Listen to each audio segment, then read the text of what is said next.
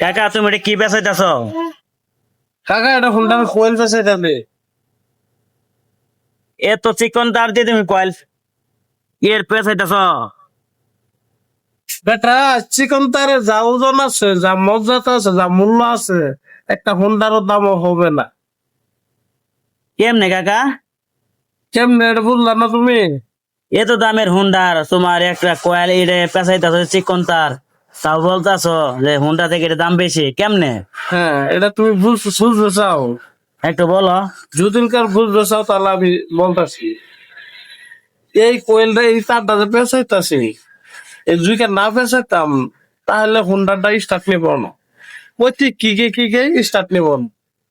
যখনই স্টার্ট না নিব হুন্ডারটা, তখন কি তুমি লাখ টাকা দিয়ে কিনবা হুন্ডারটা? এটা তো ঠিক আছে, কিনবো না।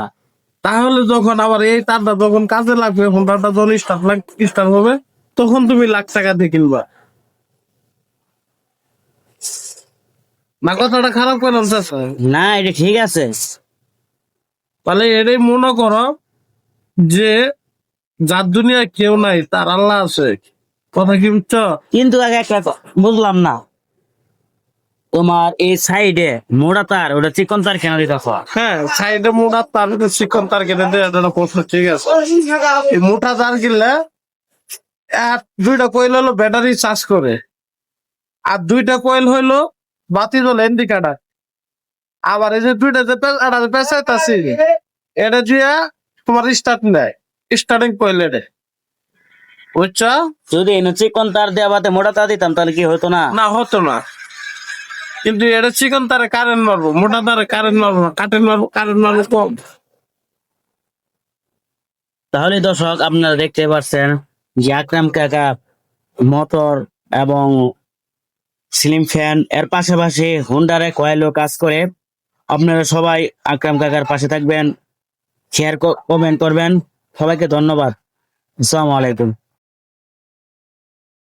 কাকা তুমি এটা কি বেচাইতেছ? কাকা এটা হুন্ডার কোয়েল পেছাইতাছে। এত চিকন তার দিয়ে তুমি কয়েল এর বেচাইতেছ? বেটা চিকন তারে যা ওজন আছে, যা মর্যাদা আছে, যা মূল্য আছে, একটা হুন্ডারও দামও হবে না। কেমনে কাকা? কেমনে এটা বুঝলা না তুমি? এত দামের হুন্ডার তোমার একটা কয়েল এটা পেঁচাইতেছ চিকন তার, তাও বলতেছ যে হুন্ডা থেকে এটা দাম বেশি কেমনে? হ্যাঁ, এটা তুমি বুঝতে চাও? একটু বলো। যদিনকার বুঝতে চাও তাহলে আমি বলতাছি। এই কোয়েলটা, এই তারটা যে পেঁচাইতাছি, এই জুইকে না পেঁচাইতাম